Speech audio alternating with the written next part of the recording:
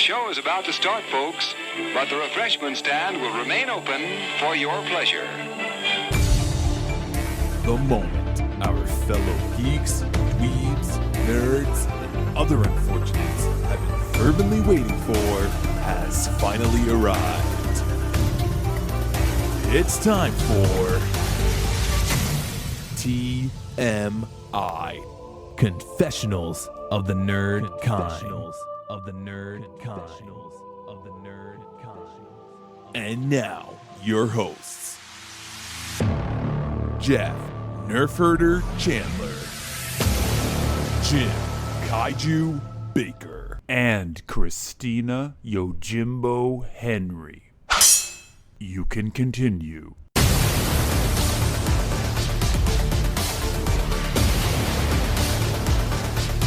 And now, let's get on with the show. Here is TMI. Yeah, I mean, all I've literally done, the only concerts that I've done for like the last 22 years have been Nick Cave and Nick Cave adjacent. Every time I'm able to see him now, it really feels like a gift.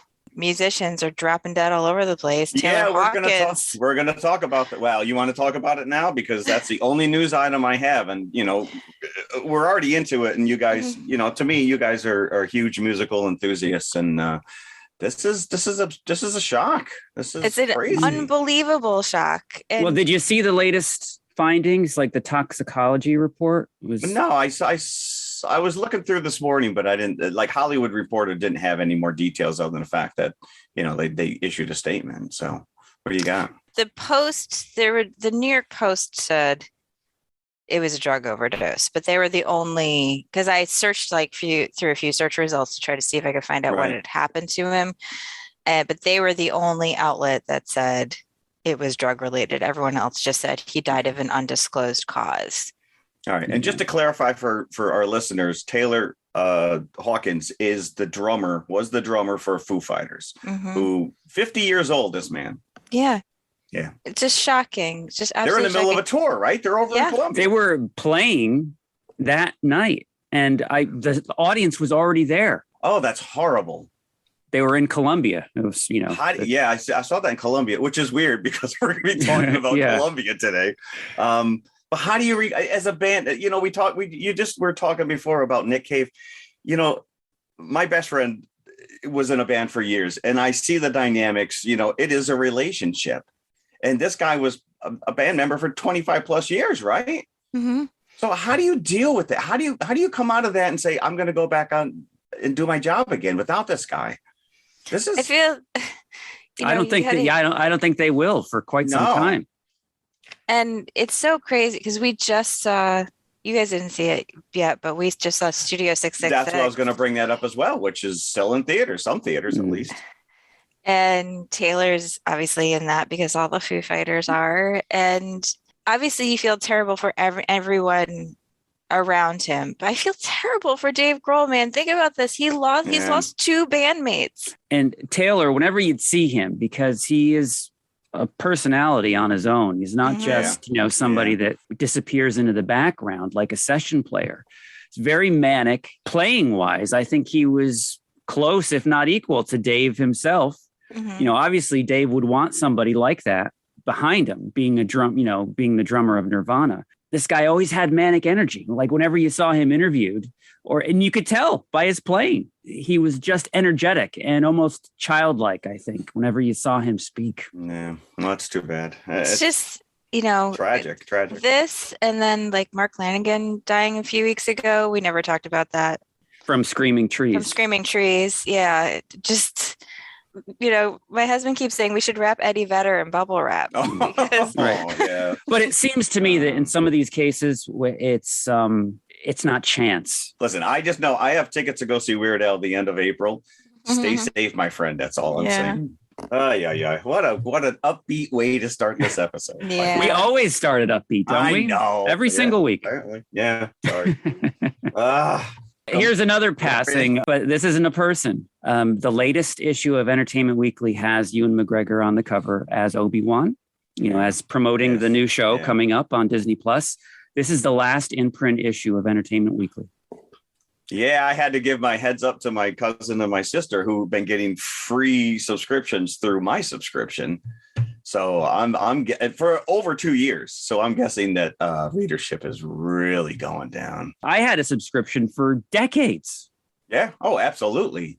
Going back. Matter of fact, I'm unloading some from episode 1 back in '99. Yeah. So I've been reading. But it really has slipped because first of all, they went from weekly to monthly. So by the time you get it, everything is old news. Yeah. And so it was kind of redundant. And I think it was just the writing was on the wall. So now they've switched to online only. I don't think I've ever gone to EW.com. No. to read my news. I'm going to have to add it to my news feed now just so we can keep up. But end of an era. Yeah. A lot of print magazines are going away because I have been screaming the end of the death of print for 20 years. I mean, I was in the print industry, it just like everything else, it's cyclical. So, they go and then all of a sudden, next thing you know, it's like vinyl. Vinyl makes a comeback. Maybe someday we'll be, my dad used to actually physically read a book in his hand. I want that again. Who knows? But yeah, this is it is sad because it is entertaining to actually get it in the mail. And I will tell you, those Obi-Wan covers are already going for about $20 online. Are they really? That's too bad because I spilled coffee all over mine just yesterday. Mine's still in the plastic. I haven't even read it yet. I'll read the article online. I think at this point, the only thing I have left is Hollywood Reporter is the only thing I still get physically in the mail. And that's because I get a free subscription through my old art director position. I always used to go right on Entertainment Weekly, break it open, go right to the must list to see, did they put us on? Did they put us on? Yeah. How'd that work out? And then I would look in the book section to see if they had Christina in there. I know. Never. I still do that. Why? Never. That'll never happen. Oh, never say never. Yeah. Well, now it really won't. It'll still exist online. You might have a better shot now. I had an excerpt of Lost Boy was published on entertainmentweekly.com. Oh, okay. Those online. Online. But it was on EW. Somewhere in the archives, you can find that. My little picture and Google. Does Germany have an Entertainment Weekly? Oh, yeah, maybe. I feel like the David Hasselhoff of Der Spiegel, man. Der Spiegel. I'm a big deal in Germany. That's right. You made the list. Yeah, I did. They love you. You're big in Germany. Again, it's the third time I've made the bestseller list in Germany. I've never made it one time in the US. You're a little more entrenched in some of those fairy tales. My agent and I always knew that if we could get the books translated into German, that they would be popular there. Like, my aesthetic is apparently very German. Listen, speak to your audience, my friend, right? Here's my one request. If you go, you need a pink sequin jumpsuit. No, I will not be wearing pink sequin jumpsuit. That's my segue into this week's episode. So yeah, we are covering the Lost City, not of Z, but of D. Of D. Yes. There's a little connotation there already, which is what the original title was, The Lost City of D. And I could see why they probably maybe dialed back on but even the title The Lost City is so generic. For the life of me, I couldn't remember what the title was going into this episode. And whenever I would tell somebody, I'm going to the movies this weekend, because invariably because of this podcast, the people that I work with who know I do the podcast ask me, what are you seeing? What have you seen? So I'm like, I'm going to see the new Sandra Bullock movie. Oh yeah. What's that called again? So exactly. You go back and forth until finally you come up with the title. That's what it was. I always say the Channing Tatum. And they're like, Tog? No, the other one. The other one was Sandra Bullock. So that's what we're covering this week. And in a surprising turn of events, on the nose again with our second feature, because you cannot watch this without thinking of our second feature, Romancing the Stone. I think that we really had to do this as a co-feature because otherwise you'd just be comparing it to Romancing the Stone anyway. Yeah, I agree with you. It is very on the nose, but after watching both of them, there are a lot of similarities, but there are differences. I just think the DNA is there. But that's true for a lot of movies, so it's not necessarily a bad thing. As a funny aside, when I was just looking up cast info and the like, which is what I normally do before we begin to record, when I Googled Lost City, the first search that came up was, is Lost City a remake of Romancing the Stone? That's what people are Googling more than anything else. Because you can't watch that trailer and just be like, oh, this is Romancing the Stone. You're just remaking Romancing the Stone. I mean, they do go out of their way. Brad Pitt's character is Jack Trainer. Jack Colton is Michael Douglas's character, and the actress who played Kathleen Turner's sister, Mary Ellen Trainor, who was married to Robert Zemeckis. So that is a little bit of an homage right there. So they are acknowledging. It was very funny that Jack Trainer was a trainer. And then it turns out that his name is actually Trainer, and that's what Channing Tatum's character, Alan, that's how he identifies people in his phone as their first name and what they are. And he's actually a trainer. Yeah. There is some cute stuff going on here. Very much so. I think cute was my overall takeaway. I enjoyed it. If it was on again, I would watch it again. Was it a great masterpiece? No, I think we keep going. Can that be said about much of anything that we cover? But it was entertaining. Like, I turned to my wife because she wasn't that excited to go see it. She's not a big Sandra Bullock fan, but we both ended up enjoying it in the end. It's entertaining. It's a distraction. And that's, sometimes the best you can ask for from a movie.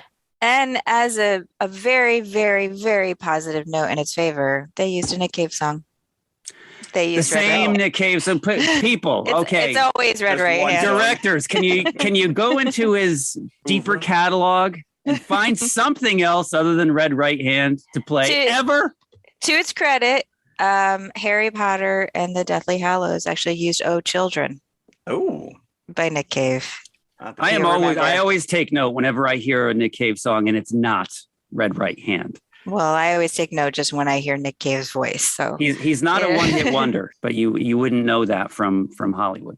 I will say this was supposed to be a date night movie for me and my wife. We've been talking about it since the trailer dropped, and it did not happen. Aww. I had to see it by myself, but I will tell you, I had 2 rows. I went yesterday to the 1:00 showing when it was like super crazy rain. We had hail, all kinds of stuff going on. But I had 2 rows of what I would intellectually disabled young people.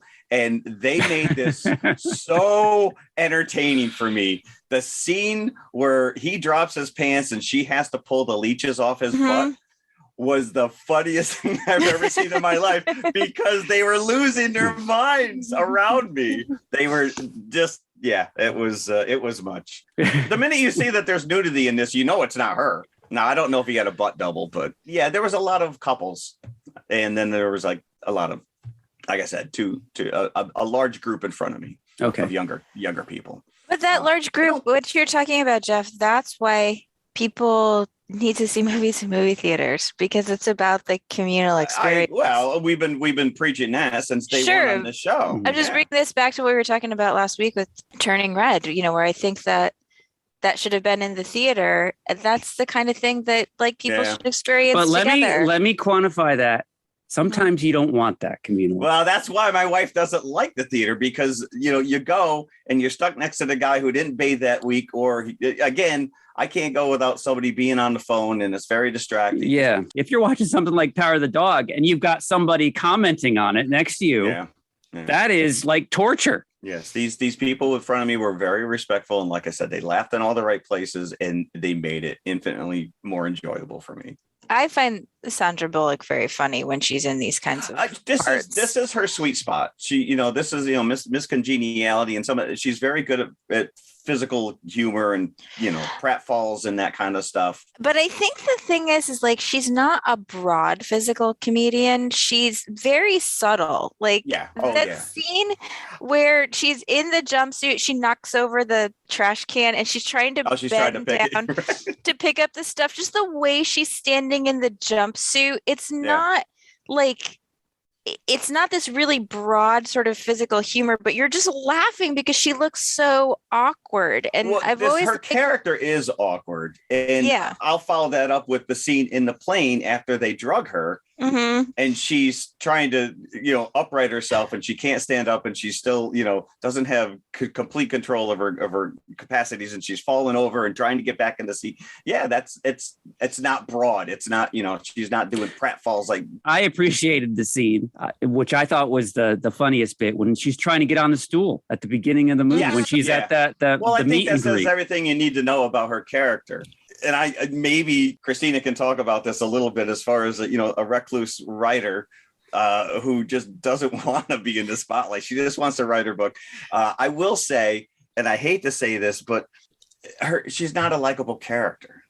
She comes across as very judgmental and pretentious, and she judges Channing Tatum's character right off the bat. To me, like you find out pretty early on, he's got feelings for her. They've been together. I don't think this really exists in a world that you're gonna 20 books in, you're writing about the same character. Like, Yeah, is he but he's the male hero. So every book, he's just nailing another chick who falls in love with him. No, it's always her. It's always the two of them. It's always the two of them. it's always the character, whatever character that is in the book. Yeah, that's the impression that I got. But she has disdain for him. She's very judgmental against him because she's judging a book. But she's also much older than him, so she's never taken him seriously. Right. Are they really that age difference? She's 16 years older than him. Wow. Okay. Yeah. I felt bad for him. I mean, I thought he was cute because he obviously liked her because she was smart. Like he was impressed by her intellect, and at the beginning he was trying his best to keep up with her. Yeah, at the beginning he's sort of berating himself because he's like, she opens her mouth and like all this smart stuff comes out, and then I say something stupid and he doesn't know what to do. And it was really, really cute. But I sympathized with her character. I didn't find her unlikable at all because she's so hurt. Like, she's clearly still grieving. And we've talked about this before. I feel like this is a theme that keeps popping up. This was the whole theme of the Scarlet Witch show, was about dealing with grief. She's sort of built this little fortress around herself because she has not been able to come to grips with her husband's death. His study is basically left unchanged, right? You see one scene of it where she kind of opens the door, peeks in. Yeah. Everything is exactly the same as it was the way he left it. And she's just been in this stasis.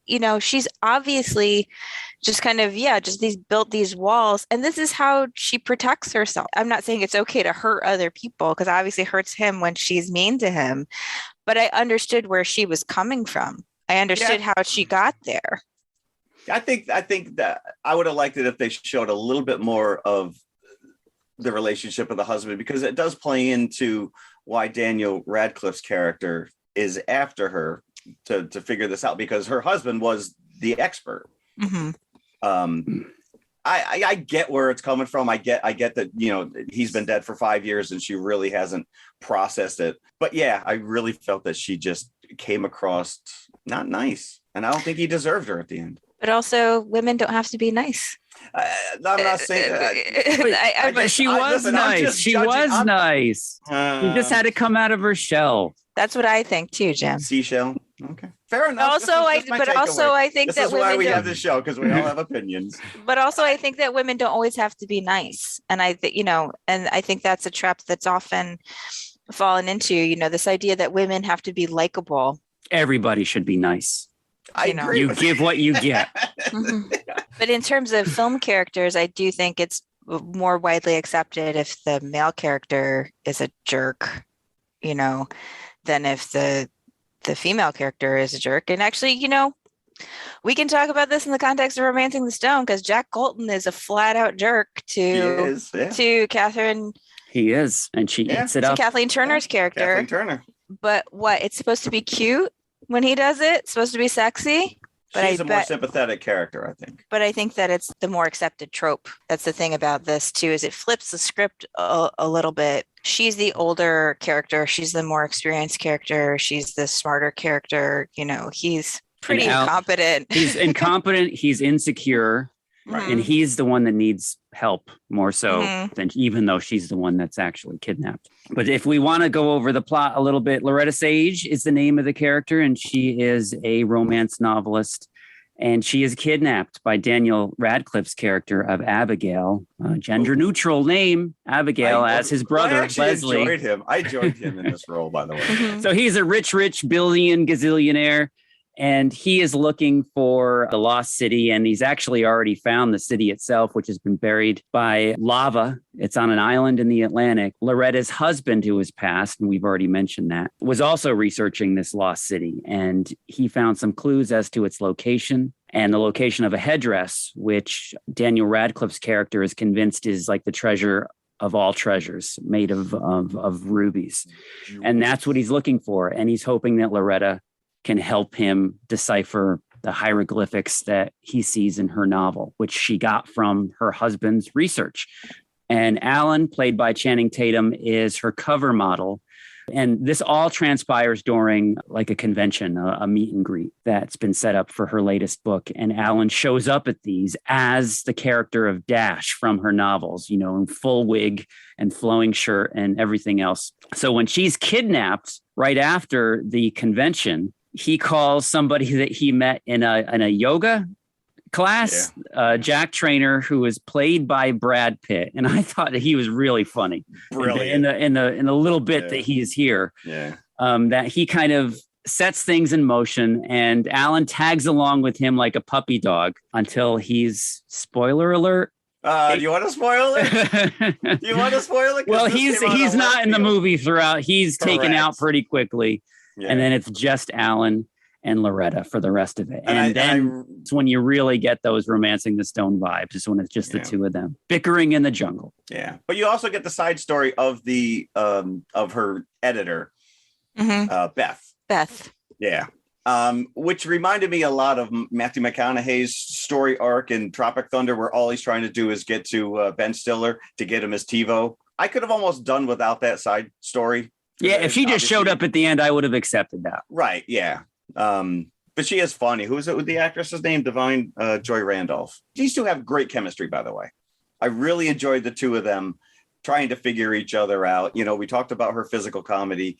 His ineptitude is hysterical. I actually think for Channing Tatum, I personally don't think he's good looking. I have to give him credit because he is considered a conventionally handsome actor, and it would be easy for him to fall into like a certain type of role.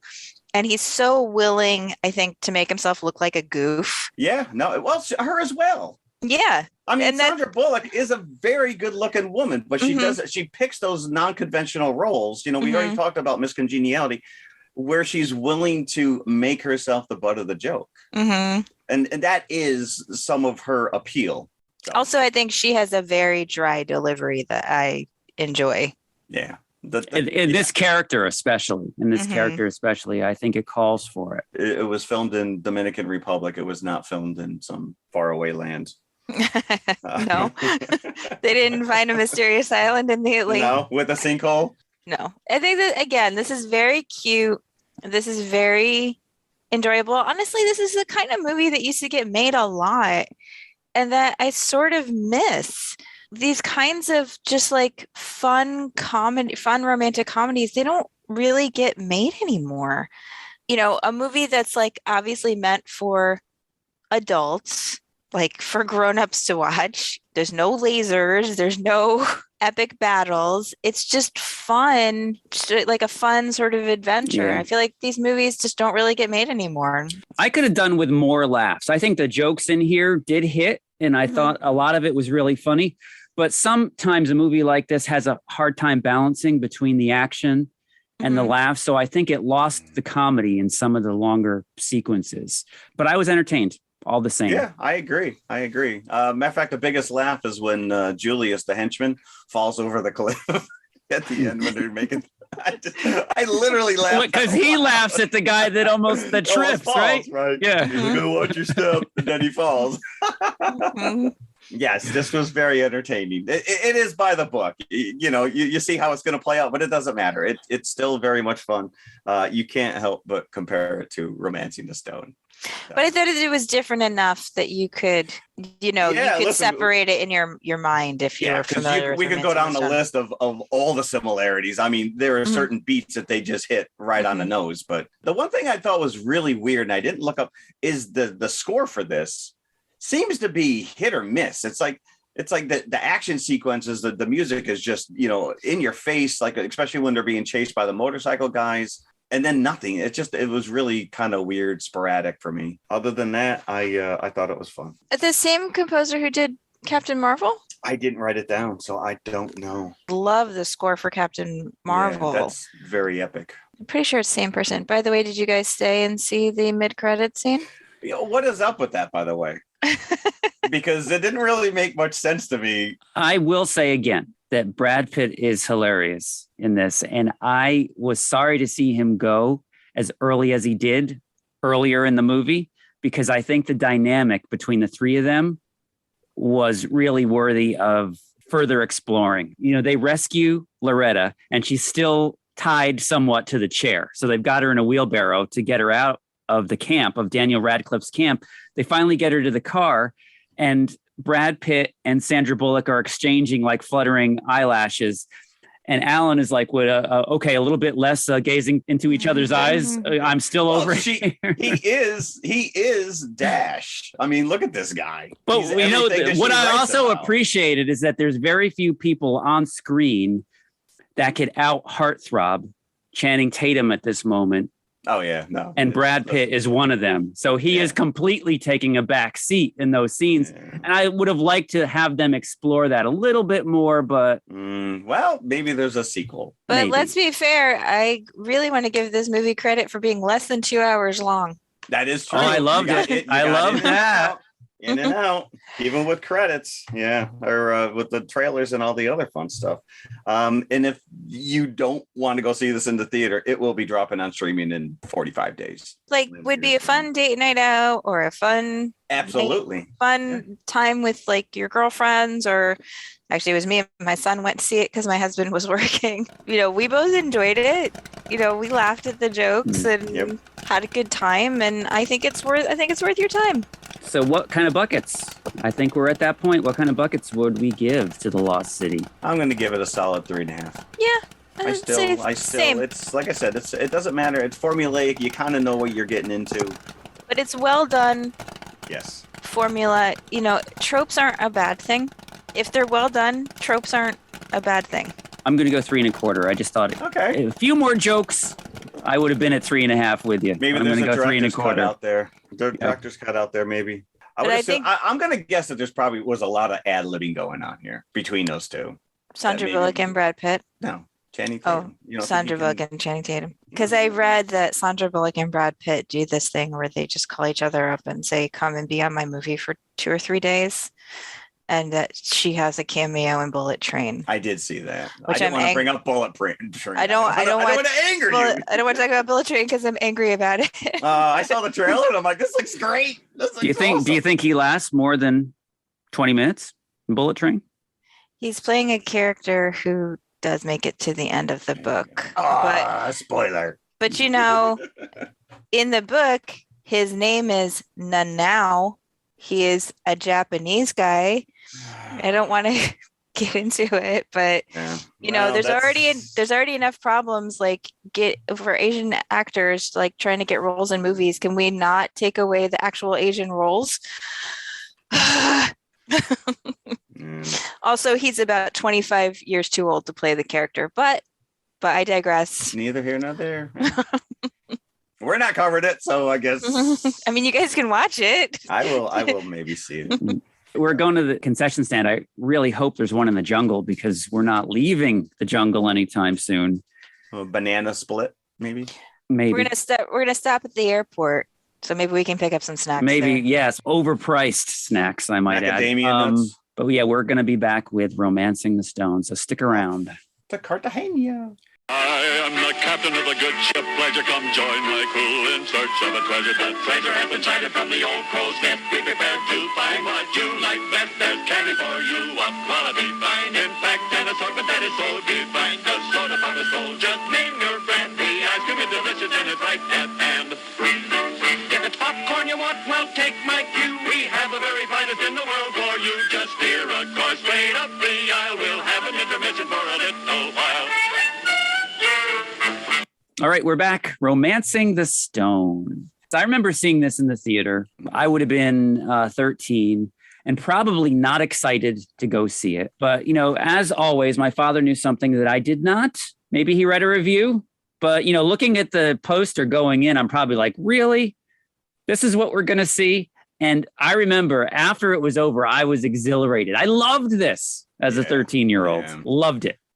I was a little bit older than that, but we were at my buddy's birthday party, and the two of us actually left his own birthday party, drove to the mall to see this. And it was the same day I bought my very first Weird Al cassette. Very seminal moment in my life. Oh, but yes, the when they end up in the Pepe, the little donkey, the Jeep, that whole the little scene, mule, the little mule. Like that scene was like that was cemented in my brain. As soon as that happened, I'm like, this is the best movie ever. What was cemented in my brain was the closing credits, was the boat going down Manhattan. I'll never forget that. It's going to hit all those wires. There are no wires in Manhattan. Everything's underground. March 30th, 1984. So we're coming up on its anniversary doing this podcast. That's crazy. Yeah, it was a spring movie back in 84. Directed by Robert Zemeckis before he was Robert Zemeckis.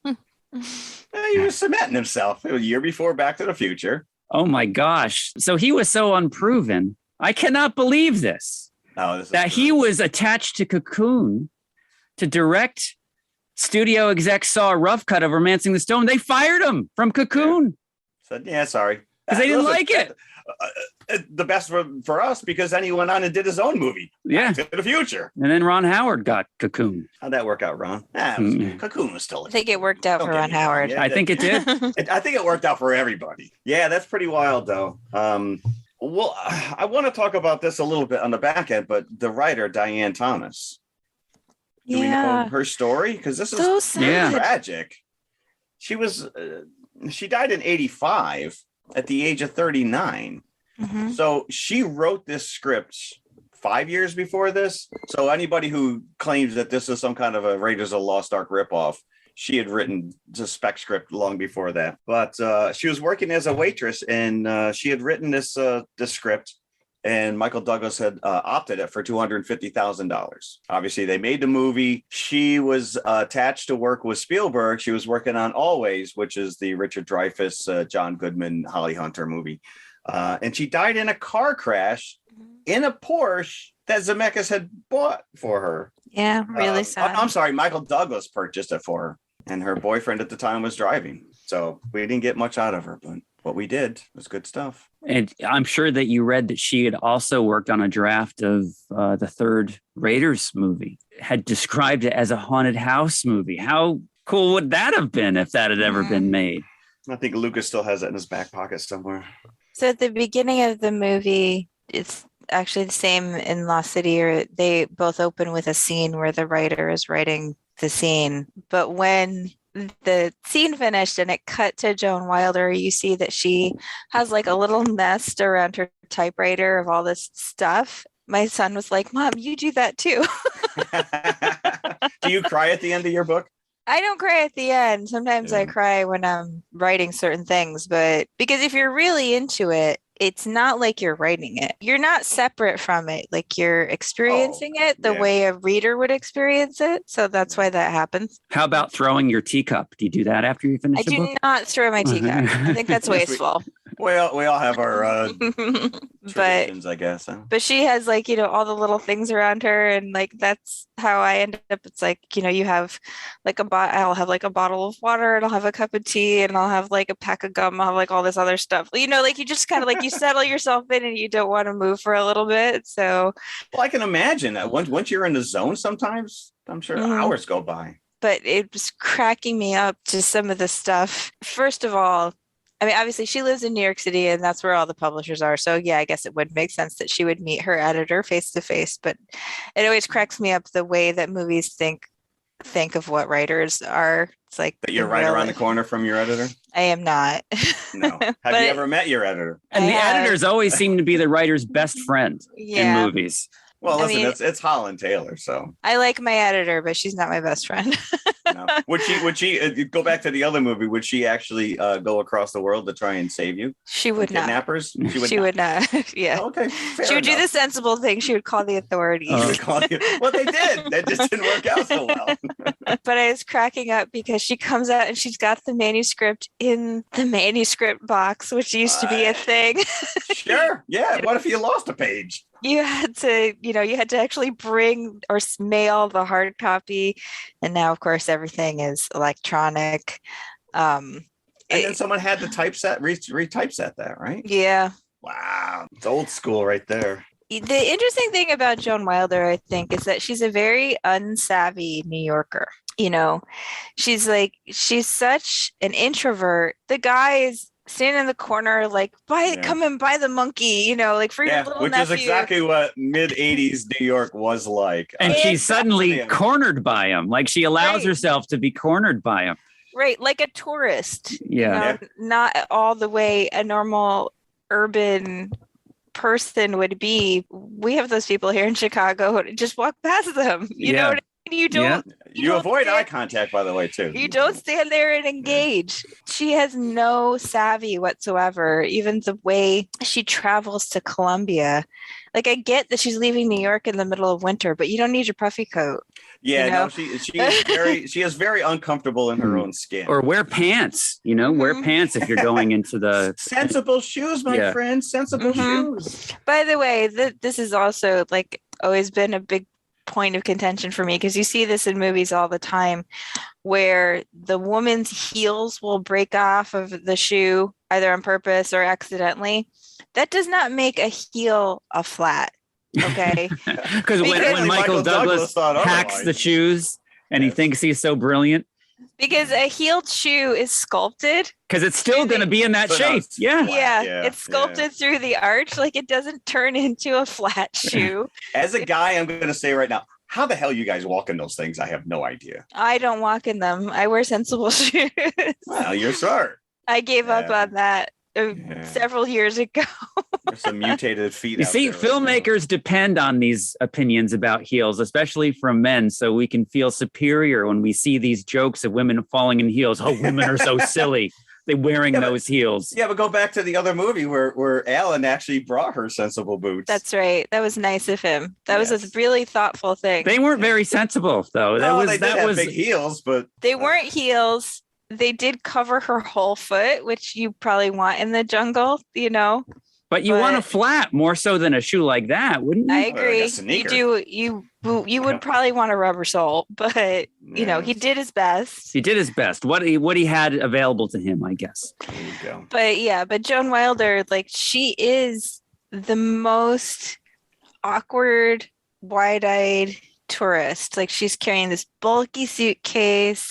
She doesn't speak Spanish. She has no idea what she's doing. It's so clear that she just spends all of her time like living in a dream world. She's never connected to the real world. That's the one thing you mentioned is the opening sequence where it's the tail end of her book in the Old West. And I love the way this is shot because you never see the actors or the characters' faces. You basically see them silhouette.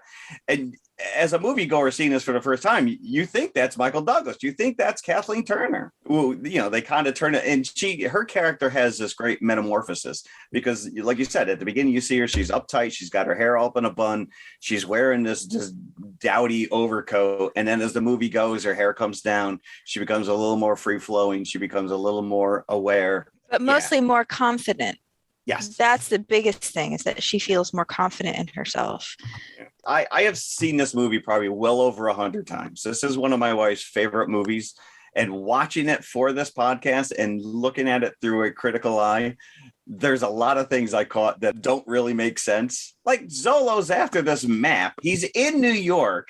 He kills the the janitor, and he killed the brother-in-law. Eduardo, right? Who we don't know anything more about except for the fact that they just found little bits and pieces of him. But he mails this map to Joan as a safe because they now have the sister kidnapped. But Zolo's in New York. We already saw he's willing to kill. So why follow her all the way back to Cartagena, to Colombia, and get on the bus and tail it. Just take it from her in New York. It made no sense. Absolutely no sense. And I'm like, oh, it's falling apart. I'm looking at it too critically now. What I didn't get was when the bus crashes, it looks like the Jeep is already crashed when they crash into it. And it looks like it was a piece of crap. It was probably like multiple takes and you just saw it. I don't know. Yeah. But I did appreciate that I did not catch, because I haven't watched this since the 80s, probably. You know, I've seen it more than once. Right. But I don't think I've seen it outside of the 80s.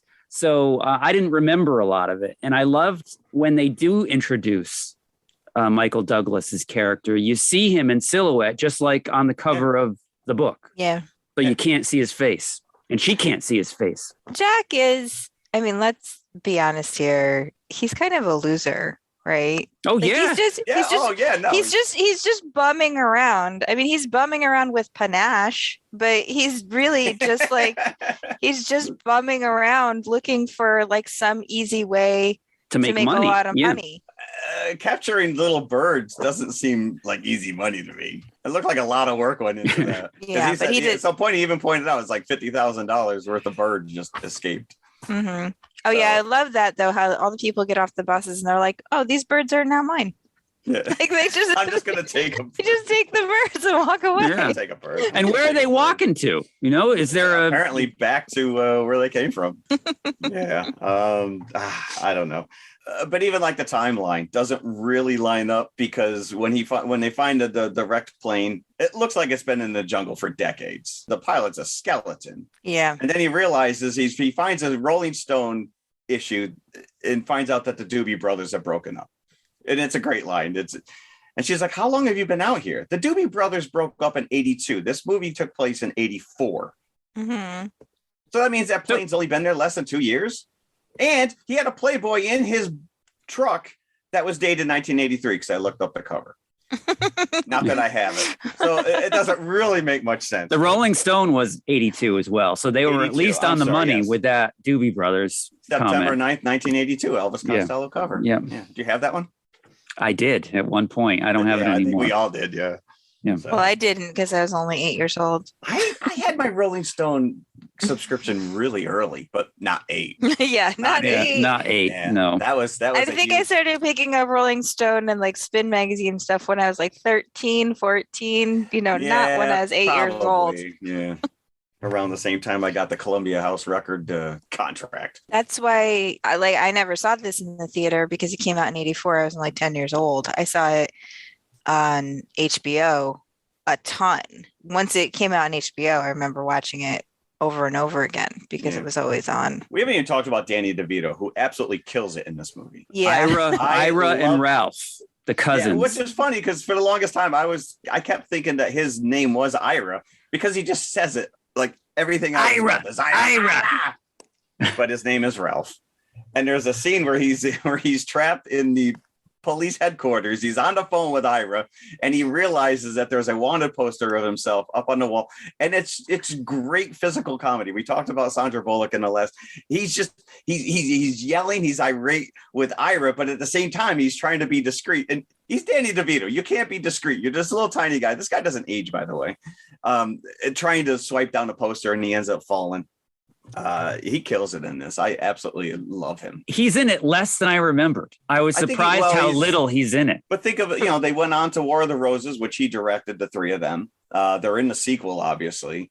Yeah, they had a little bit of, Zemeckis went on, Roger Rabbit. He brings in Kathleen Turner for that. And this was Kathleen Turner pre-husky voice, by the way. I mean, the voice is there. She's just not emphasizing it. Yeah, I think she really is later on in her career. She's like, well, the voice has aged along with her. Yeah, I mean, I think the voice is there. It's just not as emphasized. Like when she does Jessica Rabbit, obviously she's leaning into the huskiness of the voice. But it was so funny because my son was like, all I can see is Jessica Rabbit. Right. All the time you pull my ears, Daddy. Yes, it was funny because I pointed out for the first time when they swing across the ravine, it's very obvious that the rocks she slams into are rubber. Yeah. Oh my gosh. Did you catch that? I've never. Henry said the same thing. He was like, I just let him bounce off of those. Yeah. Yeah. It doesn't take away from it, but Zolo's army, like they seem to know exactly where they're going. So it's like, why do you even need this map? Why did you need this map? Again, this is one of those movies from the 80s where you're like, don't think too hard about it. Otherwise, you'll lose whatever feeling you had for it at the time. Yeah. You know, because I saw this when I was so young. I never ever thought about like the plot holes. You know? No.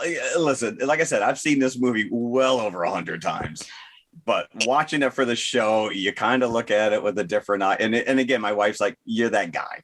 Like, because I started pointing out all this stuff. I remember as a 10-year-old not understanding that they were burning packets of marijuana. Oh, yeah. I was very concerned that he actually killed that snake. But that's not the case. There's some very questionable racist dialogue uttered. Of course, it's done for laughs, but still, that would not pass muster today. From Danny DeVito, from Ralph. Yeah. Oh, well. Did you catch the Jaws reference? The orca? The orca. Of course. Yeah. I did see Eddie Grant gets credit for his song. That's funny. But it's not in the movie. It's not in the movie. Apparently, they didn't like the song. The it's filmmakers. Not even on the soundtrack. So he released it himself. He had to put it out himself as a single once the movie got popular because they did go to him to write a song, and he did, and he recorded it. They didn't like it, apparently. I don't remember it. So, I remember it. I remember they did play the video on MTV because it had scenes from the movie in it. Sure. I did like the fact that Juan did not want to run over his favorite pig, but then had no qualms about running over that chicken. You know what? Pigs are cute. Pigs are yummy. Super They're cute. also yummy, by the way. I want a pet pig. I know, they're so Ed cute. Cousins, who had a pet pig, Enos. We had to babysit him once when they went away. I like the fact that hardly anybody just calls her Joan. It's always Joan Wilder. The Joan Wilder? I'm not sure what said more, Joan Wilder or the word Cartagena.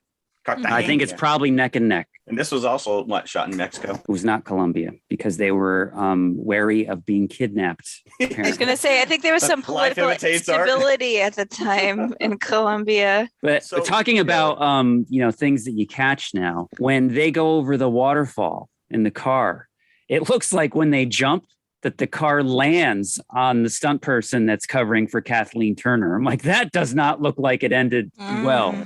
This one forced stuntman awaards. There's a lot of stunts. There are. Well, yeah, think about this. We talked about the swinging across the ravine there, but then you're also just a mudslide. That looks fun, by the way. How much you hit a rock the wrong way.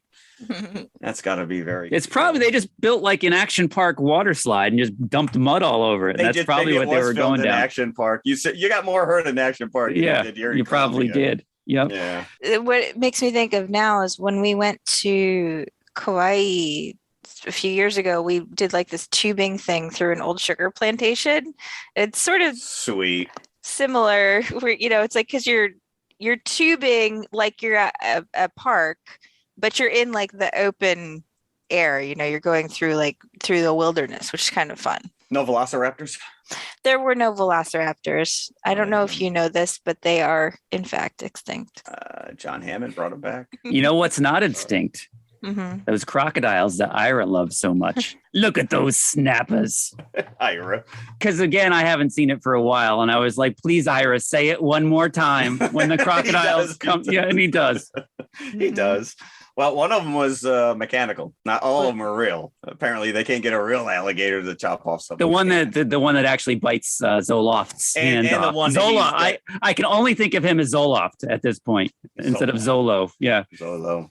But the one that Jack is trying to, who swallows the diamond, and Jack is trying to save it from jumping in the water. That is a mechanical alligator. Sorry, I don't mean to ruin it. Movie magic there.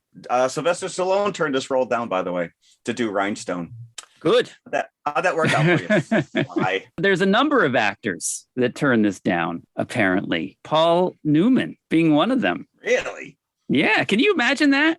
I can see it. 80s, early 80s. That's Color of Money. Yeah, I could see him doing it. He would have been quite a lot older than her, though. Yes, he would have. Yeah. Yes, he would have. Clint Eastwood was approached. Jack Nicholson. Oh, yeah. I don't know if I could see that. Christopher Reeve was also approached. They all turned it down. But Jim, you mentioned this before, which is the fact that Zemeckis was fired from Cocoon because test screenings for this were horrible. And so the studio had no confidence in it, and they went back and they reshot a lot of this stuff. They shot new epilogues, new prologues.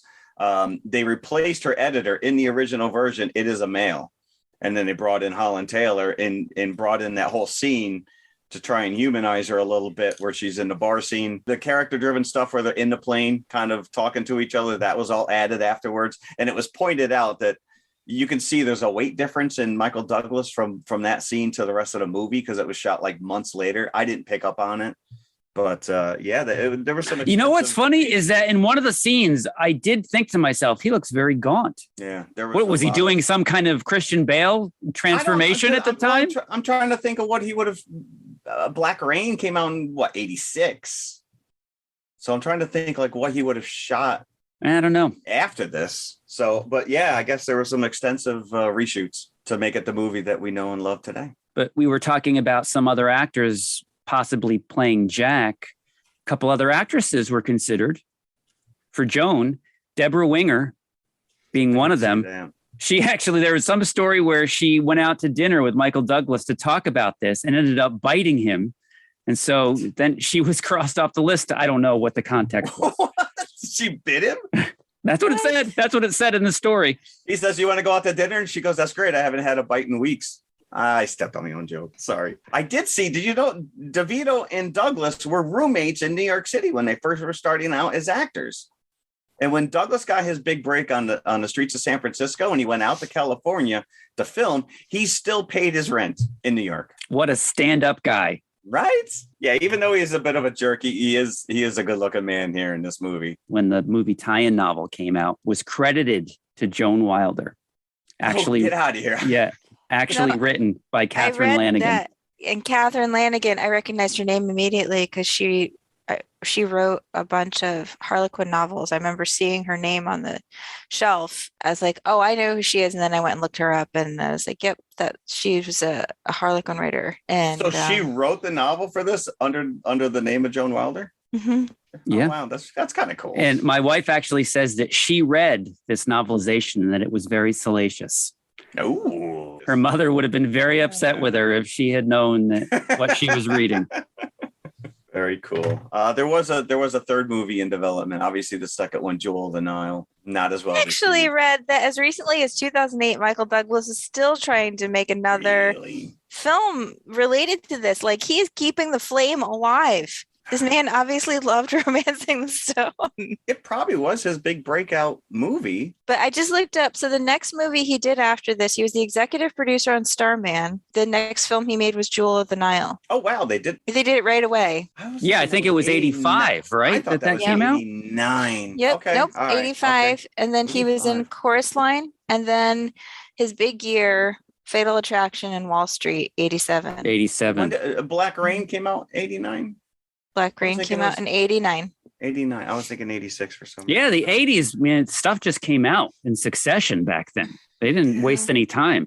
No, you got to ride the wave there. But it's interesting. This was also sort of back when you could do a film like this, which this is like a larger conversation about what Hollywood puts its money towards now. But like they used to make sort of mid-budget movies that weren't expected to make a cajillion dollars. They used to make a lot of those movies, and now they don't make those movies. Everything's got to be a tentpole. Everything's got to be a franchise. It's either a tentpole or it's like an Oscar bait type movie, which are usually also expensive because they're, historical movies or musicals or something that like has big production value. Yeah. And there's think of the money that they put into just for like promoting and advertising these movies now. Some of that stuff is triple what the budgets of these old movies were. Just Michael Douglas's career, his career was basically built on sort of the mid-budget, like R-rated movie, right? Things like Fatal Attraction, Wall Street, Basic Instinct, movies that weren't super expensive. They, we were just talking about how they don't really make rom-coms anymore. They also just don't make dramas or thrillers. You don't see these kinds of movies that used to get made a lot. I think that's where TV is stepping up. A lot of this stuff is is kind of falling underneath that TV banner. You know, back in the day, you know, you went from TV to movies. Now it's almost the opposite. Like for me, sometimes don't you just want to watch like a 2-hour thriller? Like I don't want to have to engage with 8 hours of TV. I tend to skip over something if I see it says one season rather than 140 minutes, 120 minutes. I actually started watching The Witcher last night because I've heard nothing but great things about it. And I'm like, oh, this is already like season 3. I'm like, I don't know if I can commit to this. So, but I did watching it. I think like, as an adult, sometimes you just want to watch a movie that's made for grownups. I don't necessarily want to like have, like I said, a lifetime commitment to a TV show, but they used to make movies like this. Like I said, if you look at Michael Douglas's career, this kind of thing used to be his bread and butter. And this part 3 that he's been, that Christina said that he's been trying to make for so many years has always had a title, The Crimson Eagle. Yeah. So apparently like the Maltese Falcon, it's, there's some MacGuffin involved. From the 80s onwards, this has been in some form of development or attempted development. Yeah, because it deals with them and their 2 children going to Thailand to steal a precious statue. I never got the connection because at the end he gets the boat because obviously he captures the alligator, turns him into boots. The name of the sailboat is Angelina. I asked myself, did I miss something? It's the name of her character. Well, yeah, but I only knew that after Googling it because it didn't make any sense. Oh, you didn't? I didn't pick up on that at all. Yeah, neither did I. I didn't know that either. I would have thought like El Corazon or something would have been a little more for the stupid audience. Like, I get it. For us, obviously. Now I get it. That was the heart, what he was after. That was what his love he wanted. So anyways, yeah, listen, I love this movie, man. But reviewers at the time were split. It seemed always to have been compared to Raiders, sometimes favorably in reviews, sometimes unfavorably in reviews. Why? Because it takes place in the jungle and they're looking for yeah. And he's got a hat. That is true. He has a hat. Time just dismissed it as a Raiders ripoff. But our pal, Roger Ebert, he loved it. But he couldn't help but compare it to Raiders as well, but he compared it favorably. Can we also, and we mentioned her already, Mary Ellen Trainor, who is like the MVP of 80s movies. I know, she's in everything. Well, she was Zemeckis' wife. Well, like I remember her obviously in Goonies. I remember thinking of her as like she was everybody's mom, right? She was the mom in Goonies. Like every mom, yeah. She's the mom in the Monster Squad. Like I just remember her being the mom in a lot of things. I also laughed because this scene where she's leaving the house and she puts on the cute little hat and the sunglasses like she's going to be in disguise, and then she comes out in the most conspicuous car. Yes. The kid with the bolo takes her right out. Like if you're trying to go How old was that kid? Like 7? I'm gonna say yeah, maybe 9. And he's got kablangers that he knocks her out with. Hey, listen, you pay for the best, you get the best. But yeah, Goonies, Lethal Weapon, Die Hard, Monster Squad. He was in every Lethal Weapon movie, by the way. Scrooged. Tent poles of the 80s. Mm-hmm. Yeah, unfortunately, she passed away in 2015. Yeah, Pancreatic she was pretty young. And we talked about the score in the other movie. Alan Silvestri did this one, and after this, he has done every Zemeckis movie since. This is a very 80s score. Definitely. Like definitely. So Ted White, the guy who plays the bad guy in the opening scene, Grogan, that she shoots in the Western. Grogan. Mm-hmm. He was a stuntman on Roadhouse and Escape from New York. I was going to say Grogan. Sounds like a great kaiju. Grogan. At the 1985 Golden Globes. Has that passed away, the Golden Globes? I think it probably should if it hasn't. I think last year it might have been the death knell for that. It won Best Picture, Best Musical or Comedy that year, and Kathleen Turner won Best Actress in a Musical or Comedy. There you go. And as I mentioned, it won 4 Stuntman Awards. So buckets for Romancing the Stone. All of us got to go better than Lost City. Yeah, no, like I said, I've seen this movie many, many times. 4.5 for me. Even with all its flaws, I found this time. I'm going to say 4, but I think there's some sentiment involved there. Well, yeah. Yes. I was thinking, okay, if I had never seen this before, I'd give it 3.5. But because of the tie-in, I'm going to go a little quarter more, 3 3/4, because of my 80s memories. Romancing the Stone. Yeah, I will tell you, I could not find my DVD. I was forced to pay $3.99 on Amazon for it. Was not happy. I can't find my disc. I know I own it somewhere. Now you're going to find it. Now that you've watched it and paid for it. That has happened more than once. It is on HBO, by the way, if you have a subscription. That's where I saw it. HBO Max. Yeah. Now talk about DVDs and next week's episode. Jeff, you won't be here. Jeff is actually fleeing from this episode. He's actively fleeing this episode. Not 1 week, but 2 weeks. I am gone. I got the cars outside. He's running right now. And the minute we're done recording this, I am out of here. I don't even want to talk about it. I'm going to put my ears. La, la, la, la, la. Yes, I will be away. This will be, 2 weeks in the listener world, but it'll be 3 weeks. So what are you guys going to talk about without me? We're going to talk about the horror films of my people while you're gone. Your people? Giallo. Yes. K-E-L-L-O. No. Italian horror, but Giallo encompasses more than just horror. Yeah. And we'll get into it next week, but it's noir, it's mystery, it's a number of things. Yeah. Bloody, vivid disgusting. Colors. Yes. It's a bloody style as well as a genre. Mm-hmm. Is it a style that still exists? Sure. I think people aspire to it. I don't know if it exists in the same way, like nothing does, but yeah, but I mean, it technically, I would say it still exists. I mean, just the fact that they remade Suspiria a few years ago tells you that people aspire to this kind of filmmaking. And it's honestly, Brian De Palma spent his whole career aspiring to this kind of filmmaking. That's a whole other discussion. I picked one and Jim picked the other. Yes. Suspiria, Dario Argento. And I picked Blood and Black Lace, Mario Bava. Now, we can talk more into it. I don't know if Suspiria would qualify in some circles as a true Giallo just because it's Italian, but I think it does. I think it's under that umbrella. Oh, I think so. Because it's got supernatural elements. Yeah, but I don't know. I would never disqualify an Argento film. Right. I think there's some other Argento films that might. Deep Red, for example. Or Bird with a Crystal Plumage. Yes. Yeah.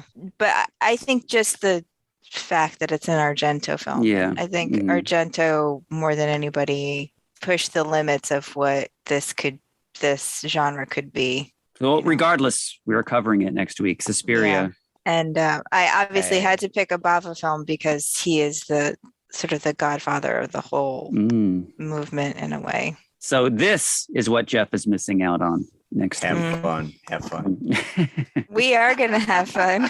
And you know what? If we had chosen this, I would have watched it. You would have. I know you would have. I know you. You would have watched it through your fingers, I think, probably. For sure. Yeah. All by myself because there's no way my wife would be. But here's the rub. Suspiria is not available on any streaming services. And thankfully, I was able to get it through my library and I just picked up the DVD yesterday. And because I don't own it. I don't own it. Did your librarian just look at you and be like, really? Oh, see, I have the Blu-ray for both of these. So, and the of course I do. And the Blu-ray for Suspiria. Actually, and for Blood and Black Lace too. The color is so punched up, So I hope that the DVD. I hope so.